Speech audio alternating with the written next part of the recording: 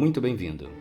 O texto sobre o qual vamos refletir hoje é Gênesis capítulo 3, versículos de 1 a 7. Trata-se da segunda narrativa da criação, de Gênesis 2, 4b até o capítulo 3, versículos 24. E olha o que eu preparei para você. A serpente não oferece uma maçã para a mulher, que com medo da nudez foi considerada um macho defeituoso. Você sabia disso?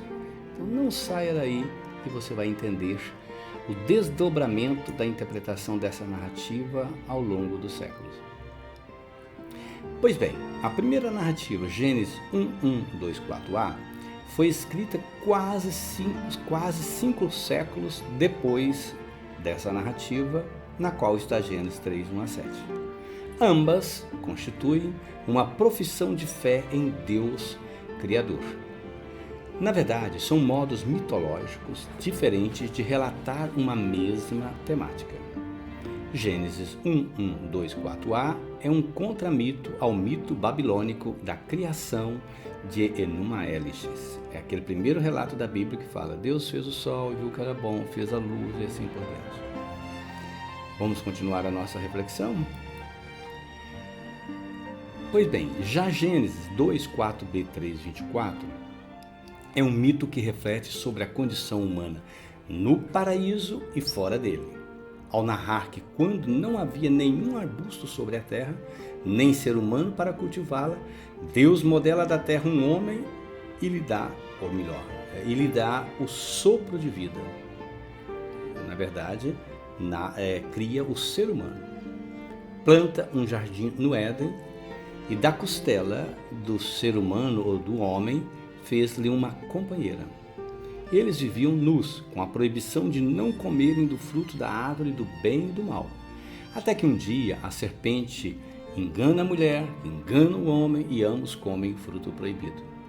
Com isso, o medo se apodera deles e todos os três recebem o castigo do Criador. Isto é, eles são expulsos do paraíso. Dessa narrativa saltam aos nossos olhos vários elementos mitológicos, tais como a serpente, a árvore da vida e do conhecimento, o fruto proibido, a nudez, etc. Vejamos o que eles significam. Primeiramente, árvore é um símbolo importante em Gênesis 2:4b-3:24. Descobertas arqueológicas e textos do Antigo Oriente Próximo evidenciam a importância da árvore como símbolo do crescimento, do amadurecimento e continuação da vida. Ela cresce lentamente, produz sementes e frutos, perde folhas e renasce a cada ano. Assim, na verdade, é a vida humana. Em Gênesis 2:4b-3:24, no qual está 3:1-7, aparecem duas árvores. Vejamos. A primeira é o símbolo da vida imortal. A segunda, a do conhecimento do bem e do mal. A árvore da vida dá o seu fruto e dele o ser humano pode comer sem morrer. Mas o fruto da árvore do conhecimento traz a morte junto. Esse fruto não é a maçã. A identificação com a maçã veio de São Jerônimo, que morreu no ano 420. Ao traduzir do hebraico para o latim, o mal, de fruto do bem e do mal, ele grafou malus, veja escrito aí no slide, que também significa maçã. Fácil de entender isso. É como nós também no português dizemos manga de roupa e manga de porcos, ou a manga, a fruta. Portanto, não tem maçã no texto bíblico. Na Grécia Antiga, um pedido de casamento era feito com uma entrega de maçã. Interessante, não? Adão e Eva comem o fruto proibido, mas não conhecem a morte. Trata-se não de uma morte física, mas da capacidade do ser humano de libertar-se de Deus, tornando-se capaz de conhecer e decidir pelo bem e o mal, o que lhe traria morte e perda do paraíso, consequência de sua não aceitação como condição de criatura.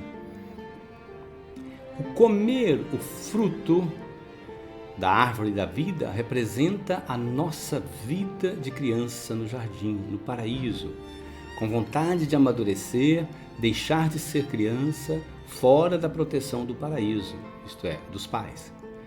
Criança pensa que a vida é eterna. Ela não tem consciência da morte. Crescer e amadurecer é um caminhar para a morte. Todos sabemos isso.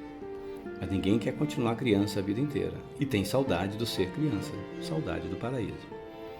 Por terem feito algo errado, era esperado o medo, seja o da morte, seja o de ter que conhecer e assumir responsabilidades.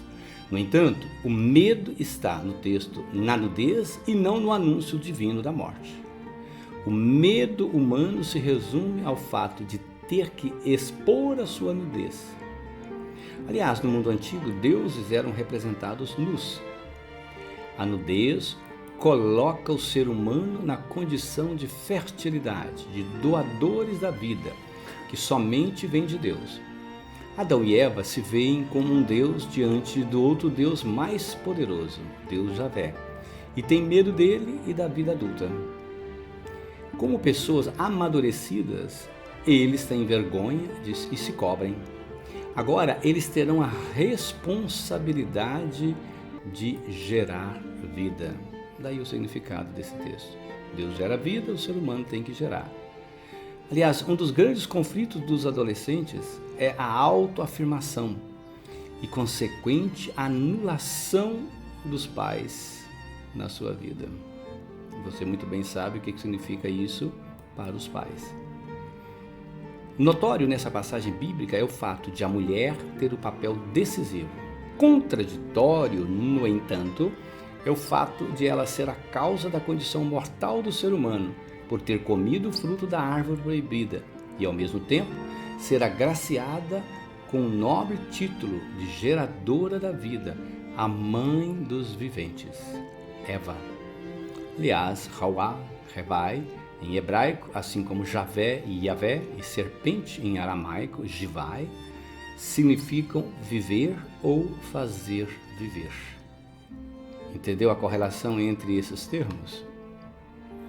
Mais notório ainda foi o fato de que esse clássico texto da literatura bíblica foi, ao longo da história da humanidade, uma fonte de inspiração para outros tantos, para pinturas, discursos poéticos, teológicos e moralistas, sobretudo em relação à criação do homem e da mulher.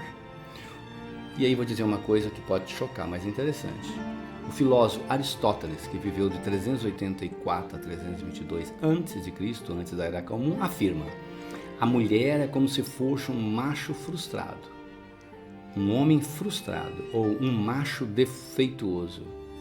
Considerando em relação com a natureza particular, diz ele, a mulher é algo imperfeito e ocasional, porque a potência ativa que reside no sêmen do varão tende a produzir algo semelhante a si mesmo, isto é, o gênero masculino. O nascimento de uma mulher se deve, segundo Aristóteles, à debilidade da potência ativa, ou melhor, da má disposição da matéria ou dos órgãos genitais, ou também da mudança produzida por um agente exterior, por exemplo, os ventos austrais, que são úmidos, tornando fraco, isto é, constipado, o espermatozoide que gera a vida. Assim disse ele. Claro que não concordamos hoje. Nessa visão, a mulher é o resultado do fracasso do sêmen masculino. Ela é um homem frustrado, porque ela não faz parte do projeto da natureza particular. Isso é Aristóteles está dizendo. O sêmen masculino procura dominar a substância reprodutiva feminina. Quando isso não ocorre, nasce a mulher. O sêmen masculino é forte e a ação reprodutiva da mulher, que está no sangue, é fraca. Lembre-se que naquela época ainda não se tinha conhecimento do óvulo feminino. Santo Agostinho, morreu em 430, interpretou Gênesis na perspectiva do pecado original como a queda do ser humano e sua consequente perda do paraíso. Já o teólogo Tomás de Aquino, que morreu em 1274, situa Aristóteles no seu contexto e não concorda que a mulher é um macho defeituoso. Para ele, a criação da mulher não depende da ação do sêmen, mas na natureza divina. Bom, trazendo estudo para os nossos dias. Em nosso tempo, ainda há muito o que fazer para superar a discriminação da mulher. Fato que veio do judaísmo, firmou raiz no cristianismo e ainda reina soberana entre nós e entre muitos povos. Além disso, serpentes continuam vivas, espalhando em nome de Deus venenos de discórdia, de dominação e de submissão a falsos mitos. Que esse mito de Gênesis acalente o nosso sonho de voltar ao paraíso perdido. Saudade e esperança, como afirmou um dia Carlos Messi. Quer saber mais sobre tudo isso? Leia esse nosso livro, que apareceu em um dos slides aí. As mais belas e eternas histórias de nossas origens, em Gênesis 1 a 11, mitos e contramitos, que eu escrevi fazendo uma análise desses mitos de Gênesis 1 a 11. Fique com Deus, um abraço e até a próxima oportunidade. E não deixe de compartilhar. Até mais.